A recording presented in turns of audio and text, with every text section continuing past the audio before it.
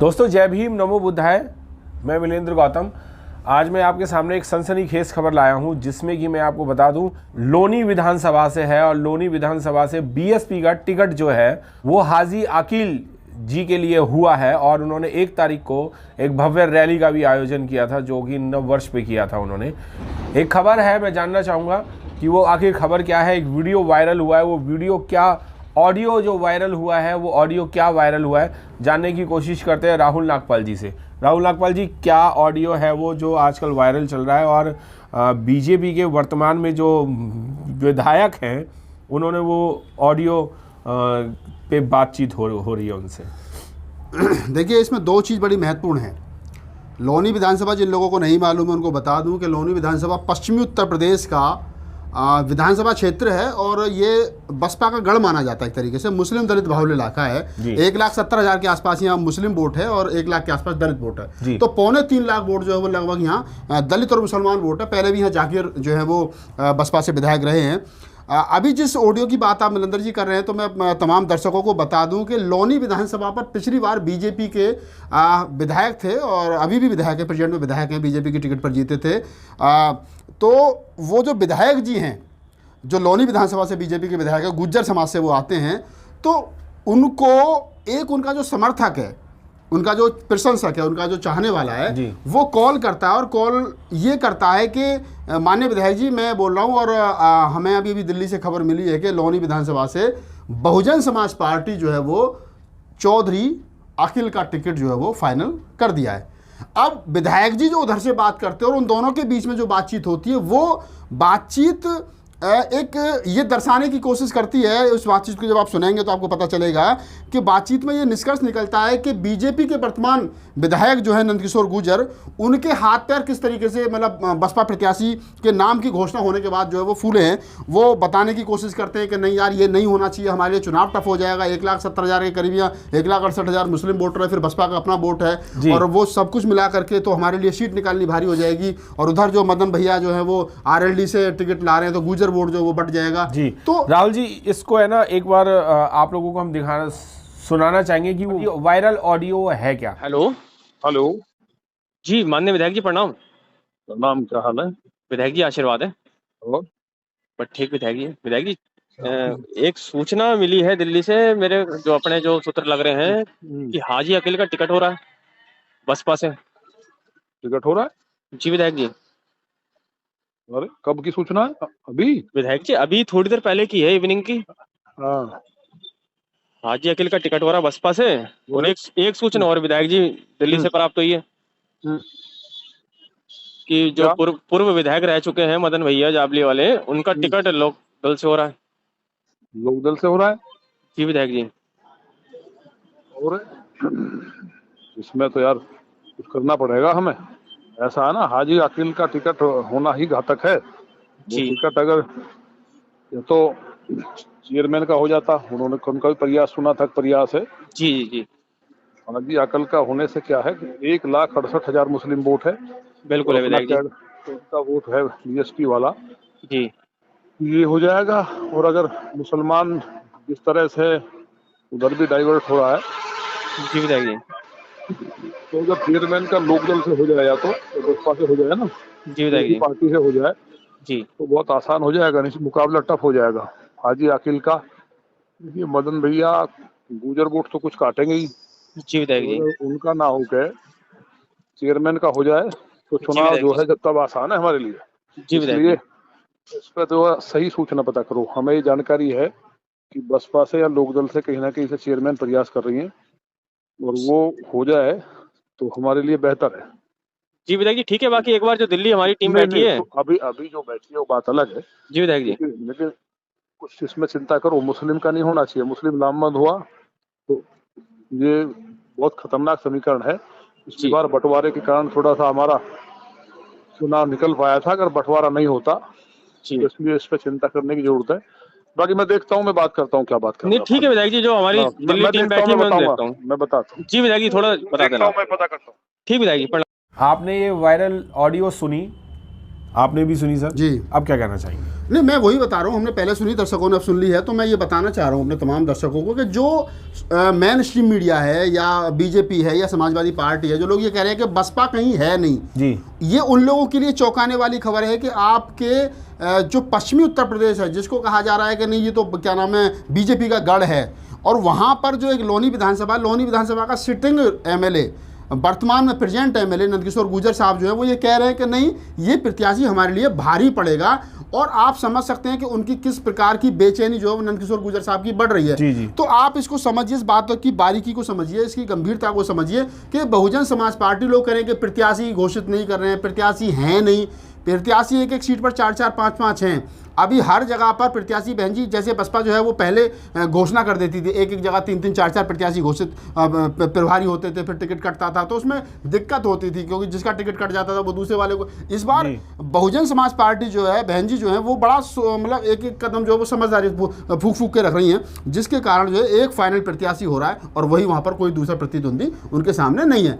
तो अब जैसा मैंने कहा कि प्रतिद्वंदी के रूप में जो नंदकिशोर गुर्जर जी उनको स्वीकार कर रहे हैं, कह रहे हैं कि ये हमारे लिए टफ हो जाएगा, तो ये तमाम उत्तर प्रदेश के लोगों के लिए एक अच्छी खबर है कि लोनी विधानसभा का जो ये ऑडियो है, ऑडियो ये कहने की, ऑडियो में कोई बात ऐसी नहीं है जो ढकी छुपी हो, ऑडियो ये स्पष्ट रूप से कह रहा है कि आप किस प्रकार से बहुजन समाज पार्टी का जो कैडर वोट है, जो बेस वोट है, और उसके साथ अगर मुस्लिम प्लस हो जाता है, ब्राह्मण प्लस हो जाता है, या मोस्ट बैकवर्ड प्लस हो जाता है, या अन्य कोई वोटर प्लस हो जाता है, तो सीट निकलना कितना आसान हो जाता है। नंदकिशोर गुर्जर साहब जो विधायक हैं, उनकी बातचीत और उनके समर्थक की बातचीत में निकल करके आ रहा है कि बसपा का अपना वोट तो है ही है, लेकिन उसके साथ अगर मुस्लिम वोटर प्लस हो जाएगा तो फिर सीट निकल जाएगी उनकी, हम हमारे लिए खतरनाक साबित होगा। तो ये एक बड़ी चीज है, यानी कि बीजेपी का जो है वो सुपड़ा साफ होने की, अब जो कगार पे लोग कह रहे थे कि बीजेपी सुपड़ा साफ होगा, तो वो होने की कगार पे है। पश्चिमी उत्तर प्रदेश में तो किसान आंदोलन ने बड़ा तगड़ा डेंट मारा है, उसको हम डिनाई नहीं कर सकते कि किसान आंदोलन ने तगड़ा डेंट मारा है। फिर आरएलडी जो राष्ट्रीय लोक दल है वो कितना उसका बेनिफिट उठा पाएंगे, क्योंकि पश्चिमी उत्तर प्रदेश में बिलेंदर जी क्या है कि पश्चिमी उत्तर प्रदेश में यादव नहीं है, यादव सपा के साथ में आरएलडी का गठबंधन जरूर हुआ है, लेकिन वो मुझे पश्चिमी उत्तर प्रदेश में गठबंधन इसलिए सफल दिखाई नहीं दे रहा क्योंकि जाट वोट जो है वो अभी भी 60-40 बट रहा है। 60% आरएलडी के साथ जा रहा है, तो 40% अभी भी वो जो है बीजेपी के साथ जा रहा है कट्टर हिंदुत्व के चक्कर में, और यादव वोट यहाँ है नहीं। और जो 2013 में जाट और मुसलमानों के बीच में जो दंगा हुआ है उसको लेकर के मुसलमान आरएलडी को वोट करने के मूड में है नहीं। तो यहाँ पर क्या निकल करके आ रहा है, यहाँ पश्चिमी उत्तर प्रदेश में निकल करके आ रहा है कि यादव वोट है नहीं और जाट 2 जगह बट रहा, तो आरएलडी को भी कोई खास फायदा नहीं हो रहा है। उसके साथ साथ बहुजन समाज पार्टी जो वो है इसलिए महत्वपूर्ण है पश्चिमी उत्तर प्रदेश में, मतलब एक ऑटोमेटिक समीकरण बन गया है कि मुस्लिम, जाटव और मोस्ट बैकवर्ड, और जो प्रत्याशी का अपना वोट है, जो ब्राह्मण वोट है, चाहे ठाकुर वोट है, चाहे जाट वोट है, जो भी वोट है वो वोट। अब यहाँ जो लोग कह रहे हैं कि ये सीट, मैं कह रहा हूँ पश्चिमी उत्तर प्रदेश में आरएलडी का सबसे बड़ा नुकसान ये रहेगा क्योंकि यहाँ यादव वोट नहीं है जो उसको बदले में पड़ जाता,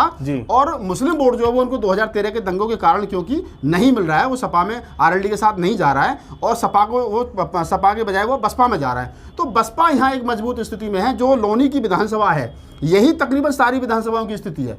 आप पश्चिमी उत्तर प्रदेश की 70-75 सीटों का आप आंकड़ा उठा करके देख लीजिए, आपको पता चल जाएगा कि किस प्रकार से बहुजन समाज पार्टी जो है वो ना चाहते हुए भी, मतलब लोग कह रहे हैं कि बसपा मतलब फाइट में नहीं है, बहन जी निकल नहीं रही है, बहन जी रैली नहीं कर रही है, अखिलेश यादव तो रथ यात्रा लेकर के निकल गए, मोदी जी तो ये कर रहे हैं, इन्हें डर है। अभी इनको क्या डर है, लेकिन बहन जी का जो बसपा का जो कैडर वोट है वो है, प्लस मुस्लिम वोट आ रहा है, प्लस क्या नाम है ब्राह्मण वोट आ रहा है। अब देखिए ना, पिछली बार 206 सीट आई थी, और इस बार पश्चिमी उत्तर प्रदेश में इतना बेहतर होने वाला है कि जो लोनी विधानसभा का उदाहरण है, उनका जो प्रेसिडेंट एमएलए है नंदकिशोर गुर्जर साहब, उनकी जो बातचीत है जो आपने सुनी है, वो इस बात का उदाहरण है कि तमाम पश्चिमी उत्तर प्रदेश की सीटों पर यही हाल होने वाला है।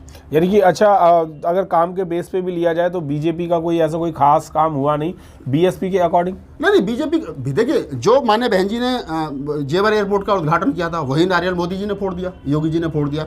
जो गंगा एक्सप्रेसवे का उद्घाटन माननीय बहन जी ने किया था वही नारियल मोदी जी ने फोड़ दिया। और ये बात तो हम नहीं कह रहे, ये बात तो क्या नाम है अखिलेश यादव जी भी खुद कह रहे हैं। अखिलेश यादव जी ने कहा कि नहीं, क्या नाम है, ये गंगा एक्सप्रेसवे तो जो माननीय बहन जी का प्रोजेक्ट था, तो हुआ कुछ नहीं है। नारियल फोड़े गए, और नारियल भी उन्हीं कामों पर फोड़े गए हैं कि जो बहुजन समाज पार्टी जिनका शिलान्यास कर गई थी। बहुजन समाज पार्टी आदरणीय बहन जी चाहती थी कि ये काम होने चाहिए। प्लानिंग जो है वो बहुजन समाज पार्टी की थी, और नारियल दूसरे फोड़ गए क्योंकि उसमें काम होने में टाइम तो लगता ही है, कंस्ट्रक्शन में भी टाइम लगता है। उद्घाटन हो रहा है, उद्घाटन तो बहन जी कर गई, तो बहन जी ने तो कहा, बहन जी को पता था हम दोबारा सरकार में आ रहे हैं, लेकिन किसी कारणवश नहीं आ पाए।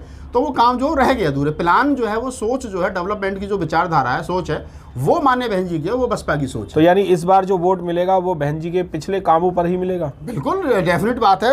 1000 से ज़्यादा क्या नाम है इंटर कॉलेज बनाए हैं, यूनिवर्सिटी बनाई है, इंटरनेशनल यूनिवर्सिटी बनाई है, इंटरनेशनल ट्रैक बनाए हैं, और कई लाख गांव जो है वो डॉक्टर अम्बेडकर के योजना के तहत विकास उनका किया गया है। 20 लाख से ज़्यादा सरकारी क्या नाम है शहरी गरीब लोगों को काशीराम आवास दिया गया है। तो ये काम है बहन जी का काम। जॉब भी दी गई है। सफाई मजदूरों को, सफाई कर्मचारियों को 10 लाख से ज़्यादा की जॉब दी गई थी। तो ये क्या है कि हम लोग बसपा के लोग जो हैं वो माननीय बहन जी ने जो काम किया उसको बता नहीं पाए ढंग से। अब वो तो जो काम उन्होंने नहीं किया है बीजेपी के और समाजवादी पार्टी के लोग, तो वो काम भी बता रहे जो उन्होंने नहीं किया है, जिसका नारियल ही फोड़ा उन्होंने, वो कहते हैं हमने ये गंगा एक्सप्रेस वे बना दिया। लेकिन माननीय बहन जी के शासनकाल में जो काम हुए थे हम उनको भी प्रॉपर तरीके से लोगों तक डिलीवर नहीं कर पाए। जी, अब ये जो खबर आ रही है, ऑडियो जो आ रही है, उससे आपका क्या वो है कि 100% जीत तो हाजी साहब की हो गई है? ये मैं आपको बता दूं एक पत्रकार की हैसियत से कि ये तकरीबन पश्चिमी उत्तर प्रदेश की हर सीट का यही हाल है, क्योंकि पश्चिमी उत्तर प्रदेश में जो आंकड़ा आपको लोनी विधानसभा का माननीय विधायक जी बता रहे हैं कि 1,68,000 वोट जो है वो मुस्लिम हैं और भाई बसपा का अपना वोट है, ये अगर दोनों प्लस हो गए तो हम तो हमारे लिए मुश्किल हो जाएगी। मुश्किल नहीं सर, वो कह रहे हैं कि गए हम। हाँ। तो ये आप समझिए ना कि ये तकरीबन हर विधानसभा का, यही गाजियाबाद का, यही साहिबाबाद का। अच्छा, मैंने ये भी सुना है कि ये जो बीजेपी के विधायक हैं ये खुद भी बीएसपी से मांग रहे थे टिकट। नहीं, ये तो खैर हमें जानकारी नहीं है, जब तक हमारे पास कोई ठोस सबूत ना हो तो हम नहीं कह सकते। लेकिन हाँ, ये सुनने में जरूर आया था कि जो वर्तमान में सिटिंग वहाँ चेयरमैन हैं, उनके जो पति हैं मनोज धामा जी, जो शायद अभी किसी मामले में जेल में है, किसी विचाराधीन है उनका मामला, उन्होंने जरूर शायद बसपा से टिकट मांगने की बात कही थी कि मैं बसपा से चुनाव लड़ना चाहता हूं। लेकिन बसपा ने, क्योंकि उन पर मुकदमा है और मुकदमा भी शायद कोई गंभीर धाराओं में पंजीकृत है, तो इसलिए शायद जो है उनको टिकट नहीं दिया गया। और मुस्लिम प्रत्याशी हैं चौधरी आकिब, तो उनको जो है वो प्राथमिकता दी गई है। और हमारी तो शुभकामना उनके साथ है कि मुस्लिम बाहुल्य मुस्लिम को, देखिए क्या है कि मुसलमान को प्रतिनिधित्व देना पड़ेगा जी। जब तक आप मुसलमान को प्रतिनिधित्व नहीं दोगे तब तक बात बनने वाली नहीं है। उत्तर प्रदेश के अंदर 17-18% मुसलमान है, 17-18% जाटव चमार है, नॉन जाटव नॉन चमार ऐसी भी 5-6% है, 11-12% ब्राह्मण हैं। आप कैसे इग्नोर कर दोगे इन लोगों को? कैसे आप मुसलमान को प्रतिनिधित्व नहीं दोगे? आप 4% आप राजभर पे बात कर रहे हो, आप निसाब पे बात कर रहे हो, आप कुशवा पे बात कर रहे हो, आप मौर्य पे बात कर रहे हो, आप शाक्य पे बात कर रहे हो, आप सैनी पे बात कर रहे हो, लेकिन आप मुसलमान पर खामोश हो।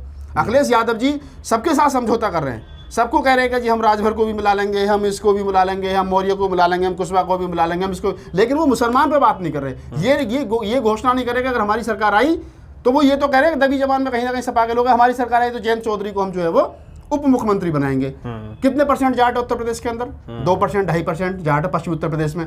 तो आप 2% वाले को तो उप मुख्यमंत्री बनाने के लिए काम बात कर रहे हो, लेकिन 17% मुसलमान जो है उसके बारे में आप नहीं बोल रहे हो कि उसको आप क्या बनाओगे।